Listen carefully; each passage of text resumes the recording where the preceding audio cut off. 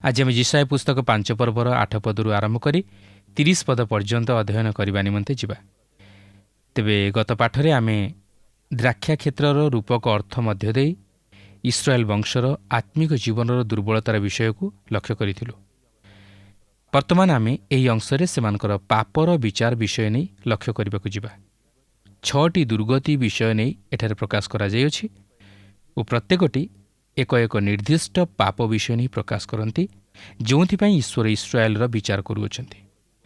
ଆପଣ ଯଦି ଏହା ଆପଣଙ୍କ ଜୀବନ ନିମନ୍ତେ ଲାଗୁ କରନ୍ତି ବା ଆମମାନଙ୍କ ଜାତିର ଜୀବନ ନିମନ୍ତେ ଲାଗୁ କରନ୍ତି, ତାହେଲେ ଆପଣ ତାହା କରିପାରନ୍ତି। ମାତ୍ର ପ୍ରକୃତରେ ଦେଖିବାକୁ ଗଲେ ଏହାର ଭାଷାନ୍ତର ଇସ୍ରାଏଲ ବଂଶ ପ୍ରତି ଉଦ୍ଦିଷ୍ଟ। ଏହା ସେମାନଙ୍କ ନିମନ୍ତେ ପୂରାପୂରି ସଫଳ ହୋଇସାରିଛି। କିନ୍ତୁ ସେ ଯାହା ହେଉନା କାହିଁକି ଏଥିରୁ ଆମ୍ଭେମାନେ ଆମମାନଙ୍କ ଜୀବନ ନିମନ୍ତେ ମଧ୍ୟ କିଛି ଶିକ୍ଷା ଗ୍ରହଣ କରିପାରିବା। 5 ପର୍ବର 8 ପଦରେ ଏହିପରି ଲେଖା ଅଛି, ଦେଶରେ ଯେପରି ଆଉ ସ୍ଥାନ ନଥିବ ଓ ତୁମେମାନେ ଯେପରି ତହିଁ ମଧ୍ୟରେ ଏକାକୀ ବାସ କରିବ, ଏଥିପାଇଁ ଗୃହକୁ ଗୃହ କ୍ଷେତ୍ରକୁ କ୍ଷେତ୍ର ଲଗାଉଅଛ ଯେ ତୁମେମାନେ ସନ୍ତାପର ପାତ୍ର। ଏହା ହିଁ ହେଉଛି ଇସ୍ରାଏଲର ପ୍ରଥମ ପାପ। ଏହା କ'ଣ? ଏହା ହେଉଛି ଚକ୍ଷୁର ଅଭିଳାଷ। ଏହାକୁ ଆଉ ଟିକେ ସ୍ପଷ୍ଟ ଭାବେ ବୁଝିବାକୁ ଗଲେ ଏହା ହେଉଛି ଲୋଭ। କଲସ୍ୟ 3 ପର୍ବର 5 ପଦରେ ଲେଖା ଅଛି, ଅତଏବ ତୁମମାନଙ୍କର ଶାରୀରିକ ଅଙ୍ଗ ପ୍ରତ୍ୟଙ୍ଗର କୁପ୍ରବୃତ୍ତି ଗୁଡ଼ାକ ଅର୍ଥାତ୍ ବ୍ୟଭିଚାର, ଅଶୁଚିତା, କାମ, କୁଅଭିଳାଷ, ପୁଣି ପ୍ରତିମା ପୂଜା ରୂପ ଲୋଭ, ଏହିସବୁ ପ୍ରତି ମୃତ ହୁଅ।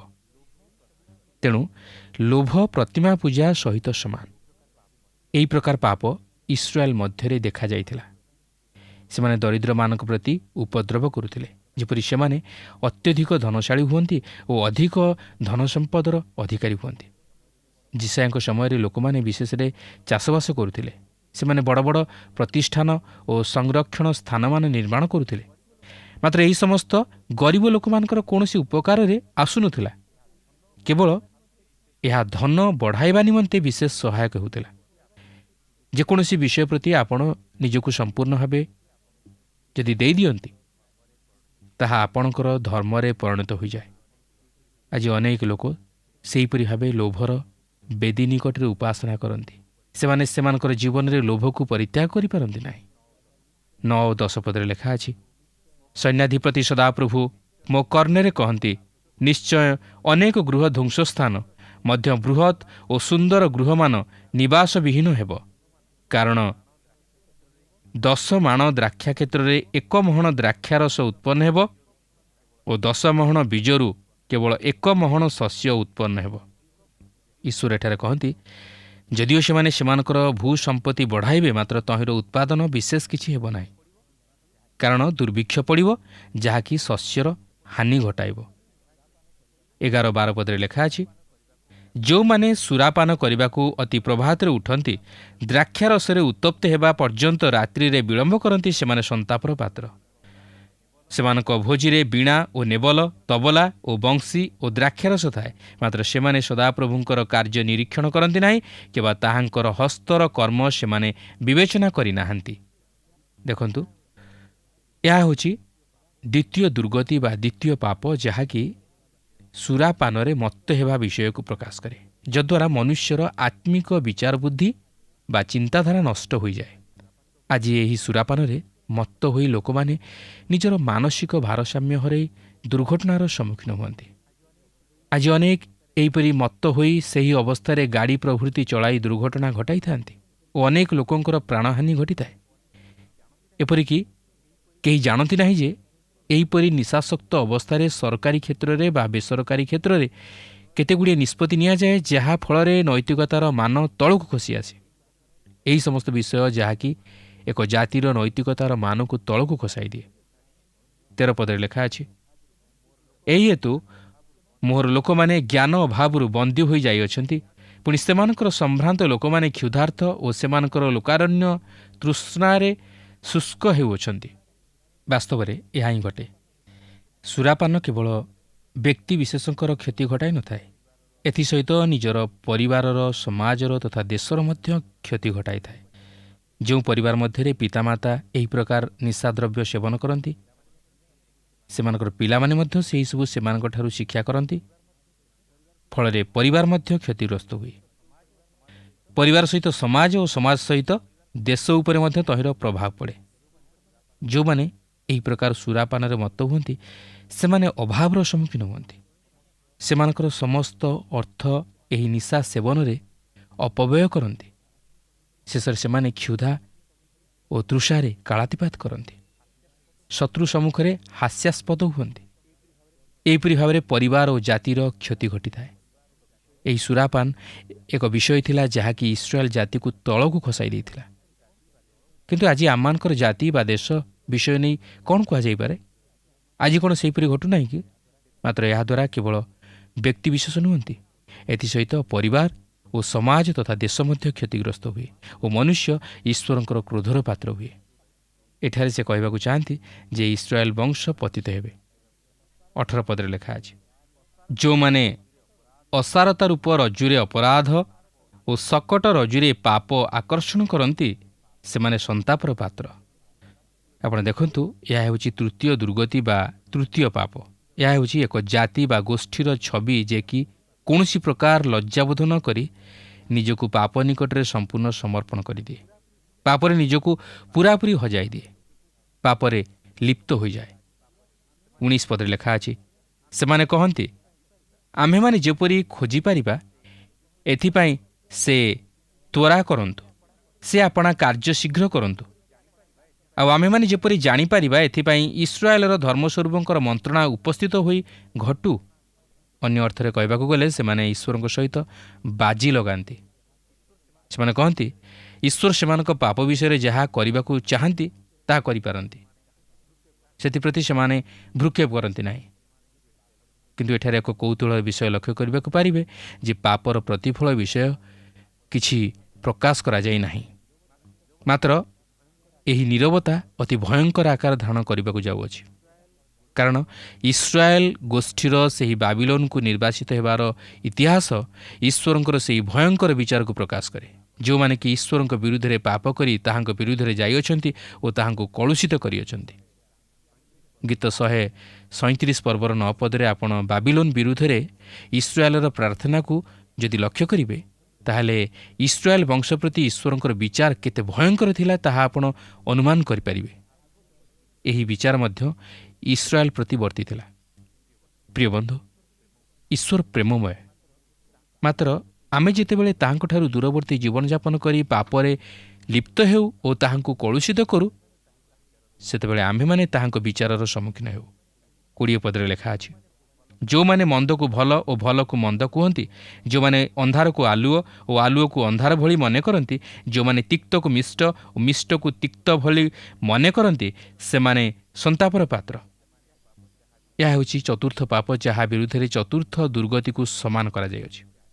ଏହା ହେଉଛି ଏକ ପାପ ଯାହାକି ଈଶ୍ୱରଙ୍କ ନୈତିକତାର ବିରୁଦ୍ଧରେ ଯାଇ ଈଶ୍ୱରଙ୍କ ଦୃଷ୍ଟିରେ ଯାହା ଭୁଲ ଓ ଠିକ୍ ତାହାକୁ ଗ୍ରହଣ ନ କରି ମନୁଷ୍ୟର ଚିନ୍ତାଧାରା ଓ କଥାକୁ ଗୁରୁତ୍ୱ ଦିଏ ଓ ଈଶ୍ୱରଙ୍କର ନୀତି ବା ଆଦର୍ଶକୁ ବିନଷ୍ଟ କରେ।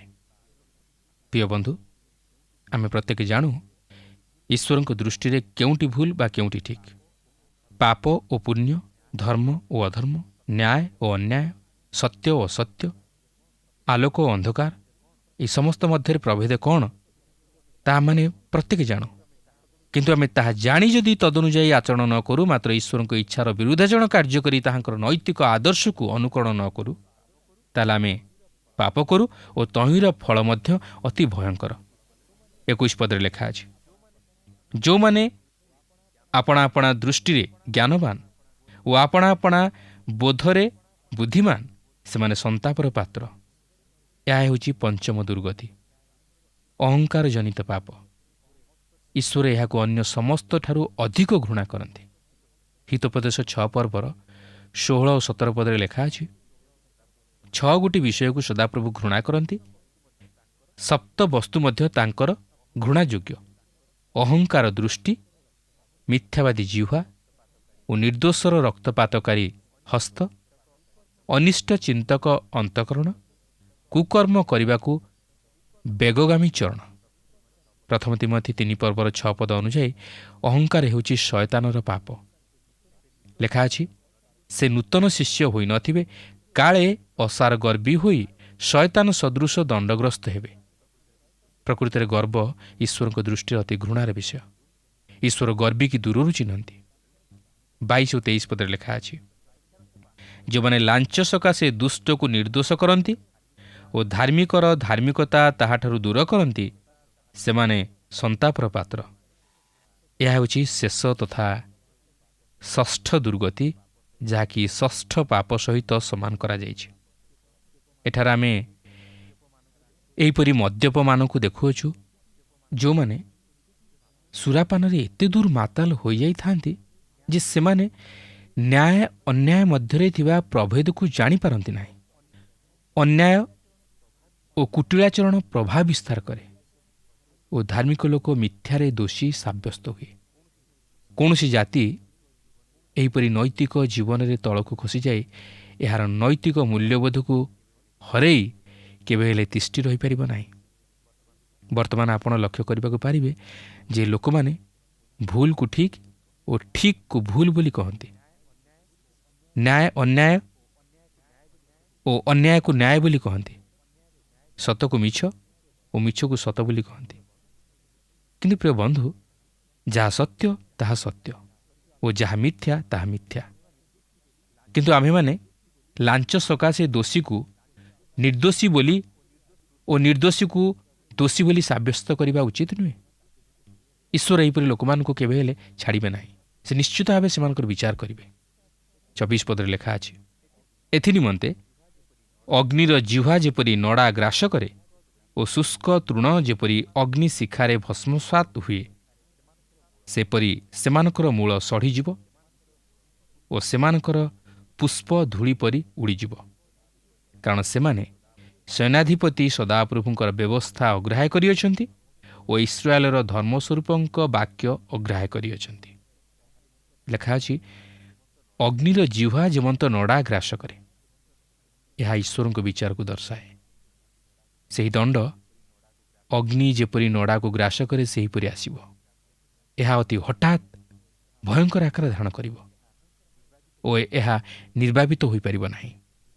ଏହା ହେଉଛି ଈଶ୍ୱରଙ୍କର କ୍ରୋଧ, ଯାହାକି ବିଚାରରେ ପରିଣତ ହେବ। ଏହା ଶେଷ କାଳରେ ଈଶ୍ୱରଙ୍କର ଭୟଙ୍କର ବିଚାରକୁ ଦର୍ଶାଏ। ମାଥ୍ୟୁ 12 ପର୍ବର 20 ପଦରେ ପ୍ରଭୁ ଯୀଶୁଖ୍ରୀଷ୍ଟ ଏହିପରି କହନ୍ତି, ନ୍ୟାୟକୁ ଜୟଯୁକ୍ତ ନ କରିବା ପର୍ଯ୍ୟନ୍ତ ସେ ଛେଚାନଳ ଭାଙ୍ଗିବେ ନାହିଁ, ପୁଣି ସଧୁମ ସଳିତା ଲିଭାଇବେ ନାହିଁ।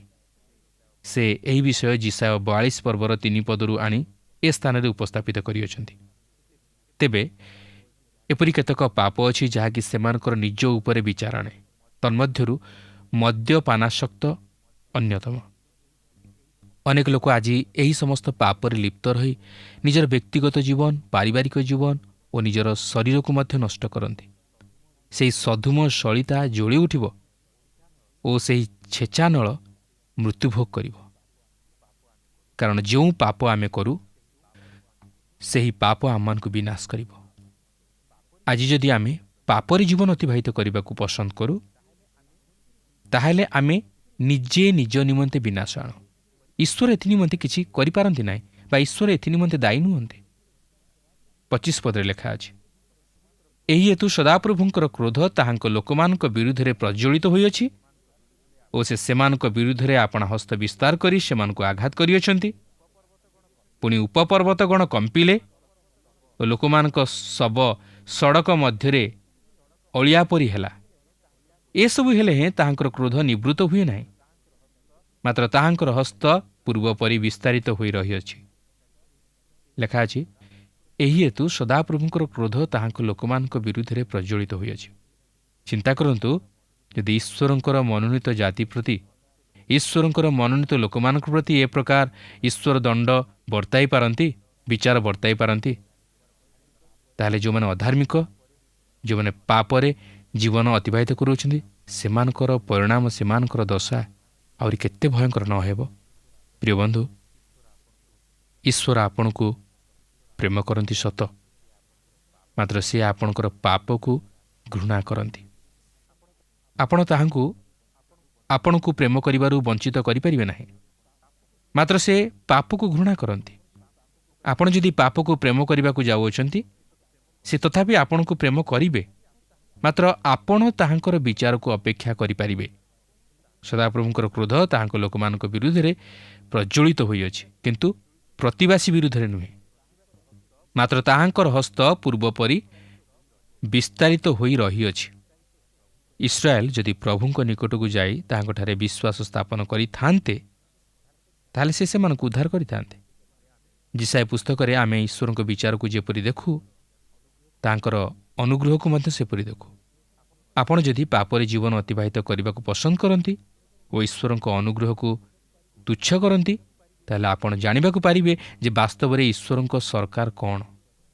ଏହି ପର୍ବର ଅବଶିଷ୍ଟାଂଶରେ ଆମେ ଈଶ୍ୱରଙ୍କର ବିଚାରର ଏକ ସଞ୍ଚୟକରଣକୁ ଲକ୍ଷ୍ୟ କରିବାକୁ ପାରିବା। ଦେଖନ୍ତୁ 5 ପର୍ବର 30 ପଦରେ ଏହିପରି ଲେଖା ଅଛି, ପୁଣି ସେମାନେ ସେହିଦିନ ସମୁଦ୍ରର ଗର୍ଜନ ତୁଲ୍ୟ ଲୋକମାନଙ୍କ ଉପରେ ଗର୍ଜନ କରିବେ। ତହିଁରେ ଯେବେ କେହି ଦେଶ ପ୍ରତି ଅନାଇବ, ତେବେ ଦେଖ ଅନ୍ଧକାର ଓ ସଙ୍କଟ, ପୁଣି ସେ ସ୍ଥାନର ଦୀପ୍ତି ମେଘମାଳରେ ଅନ୍ଧକାରମୟ ହେବ। ଏହା ହିଁ ହେଉଛି ଇସ୍ରାଏଲ ବଂଶ ପ୍ରତି ଈଶ୍ୱରଙ୍କର ବିଚାର। ଆଜି ମଧ୍ୟ ଇସ୍ରାଏଲ ଦେଶରେ ଲୋକମାନେ ଅନ୍ଧକାର ମଧ୍ୟରେ ଅଛନ୍ତି। ସେମାନେ ଈଶ୍ୱରଙ୍କଠାରୁ ଦୂରରେ ଅଛନ୍ତି। ସେମାନେ ଆଜି ମଧ୍ୟ ଶାନ୍ତିରେ ବସବାସ କରିପାରନ୍ତି ନାହିଁ ଓ ସେମାନେ ଈଶ୍ୱରଙ୍କୁ ଆବଶ୍ୟକ କରନ୍ତି। ସେମାନେ ଅତି ଭୟରେ ଓ ବିପଦ ମଧ୍ୟରେ ବସବାସ କରନ୍ତି। ସେମାନେ ନିର୍ଭୟରେ କାଳାତିପାତ କରିପାରନ୍ତି ନାହିଁ। ବାସ୍ତବରେ ଏହା ହିଁ ଦୁଃଖର ବିଷୟ। ପ୍ରିୟ ବନ୍ଧୁ, ଈଶ୍ୱର ବିହୀନ ଜୀବନଯାପନ କରିବା ଦ୍ୱାରା ଆମମାନେ କେବେ ହେଲେ ଶାନ୍ତିରେ ତଥା ନିରାପଦରେ ବସବାସ କରିପାରିବା ନାହିଁ। ଈଶ୍ୱର ବିହୀନ ଜୀବନ ହେଉଛି ପାପ ସହିତରେ ଜୀବନ। ଈଶ୍ୱର ଯଦିଓ ପାପୀକୁ ପ୍ରେମ କରନ୍ତି, ମାତ୍ର ସେ ପାପକୁ ଘୃଣା କରନ୍ତି। ପ୍ରିୟ ବନ୍ଧୁ, ଈଶ୍ୱର ଆଜି ମଧ୍ୟ ଆମମାନଙ୍କ ପ୍ରତି ତାହାଙ୍କର ଅନୁଗ୍ରହ ପ୍ରକାଶ କରିଅଛନ୍ତି। ଯଦି ଆମେ ତାହାଙ୍କ ନିକଟକୁ ଫେରିଆସିବା, ତାହେଲେ ଆମେ ଉଦ୍ଧାର ପାଇବା। ପ୍ରଭୁ ଆମ ପ୍ରତ୍ୟେକଙ୍କୁ ଆଶୀର୍ବାଦ କରନ୍ତୁ।